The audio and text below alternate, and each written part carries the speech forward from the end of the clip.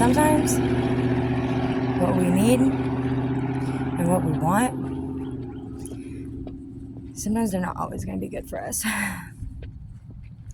And sometimes that's going to be hard to accept because, believe me, there's a lot of things that I wish I could accept a lot better than I do. But the lessons, like, they're really hard lessons. And they're not easy whatsoever. And yeah, quite a bit of them now are for my stupidity and my bad choices. But out of the heart that I have, no excuse by no means.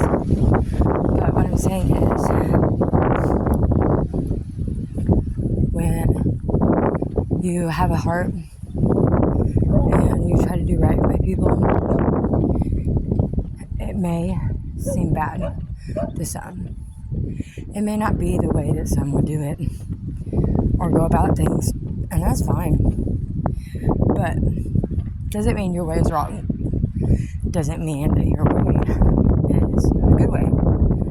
But someday you're going to realize that you can't do things how you used to do them. And those old ways of doing things don't necessarily help you accomplish what it once did.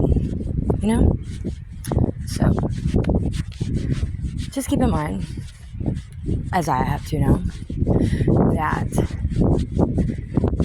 those old ways, those old patterns, those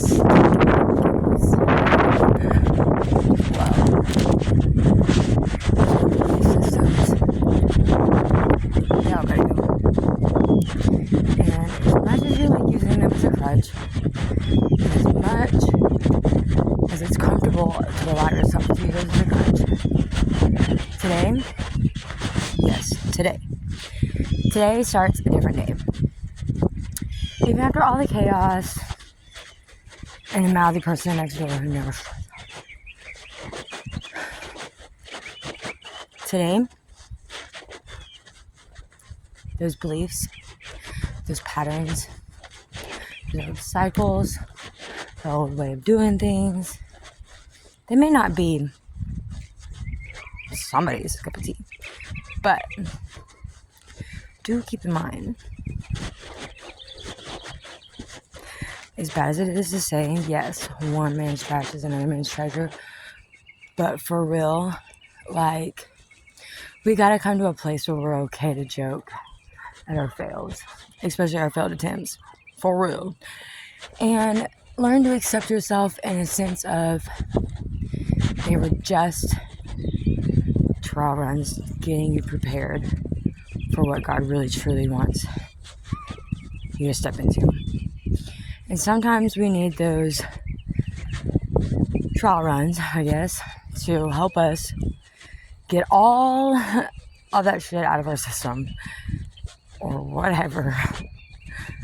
Because what God has for you is not going to turn on you. What God has for you isn't going to call you names or put you down or put his hands on you because he's still a little retarded. They definitely won't say things to make you want to put your hands on them. And they will definitely help you grow as a person and make you want to be a better person. Not the version that a lot of people are pushing you to go back to. Don't turn back. Don't go backwards. There's nothing there at all, as you can see. Nothing over there. So, the only thing that is back there is all of what you refused at one point to leave behind. So keep in mind, back there, your old beliefs, your old self-beliefs, there's lies. The old way of doing things. And who says that it's wrong? Nobody said it was wrong.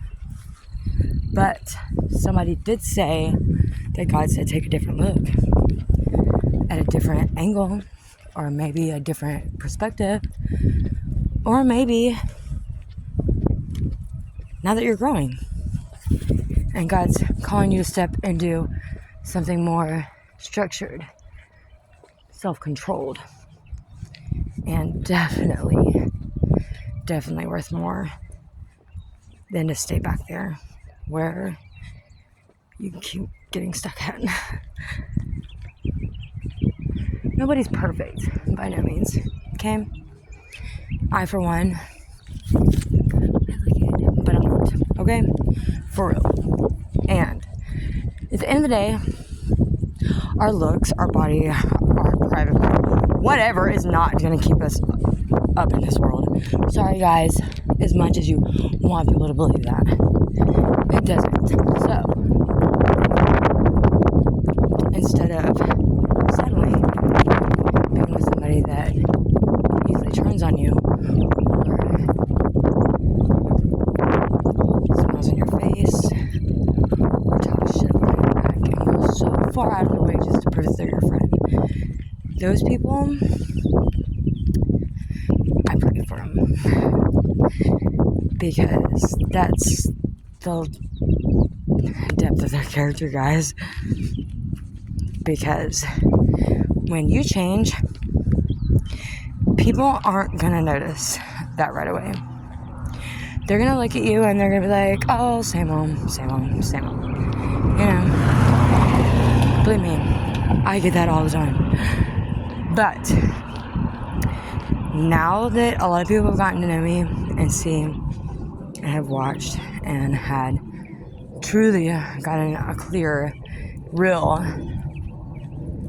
and like got to see their own instead of others' opinions or their made up opinions or versions or whatever everybody wants to make up twisted bullshit. Like, nobody's ever gonna see it. They're always gonna look at you as it's old patterns, old behaviors. There's no change. There's no change. But when they stop staying so focused on your life, start focusing on their own, those changes that you made, they're hella envious of that. And you know what? There's no reason to be envious of anybody. But they'll soon realize those old tricks, those old patterns, those old lies, those made up versions, visions, and lies of Satan that he has made you believe, all that, they're gonna see past that. And when you finally accept you for you and start loving on yourself, I promise you, you too will understand what I'm saying. When I say change isn't just temporary band-aiding for a temporary fix. Does that make sense? Change isn't just, fluffing the dough a little bit and calling it good, because sooner or later we fumble right back. So, what do? Change is when you actually confront, you actually recognize, and you push past that fear, because that uncomfort and that pressure that you're feeling is only temporary, and that's Satan wondering, when's she gonna fall? When is she gonna go back? Let's see what we can do with her mind now. And guess what? Oh, he plays with it. But I'm learning that when my outside world's playing just as bad as my inside world, because let's just be real, it sucks seeing people against you that you thought were your friends, okay? Let's be real. But don't focus on that. Because the purpose that you need to focus on is the fact that you continue to change to be set free from whatever, to no longer fumble back, no longer make excuses, no longer, you're always going to crave it. We're drug addicts, come on now.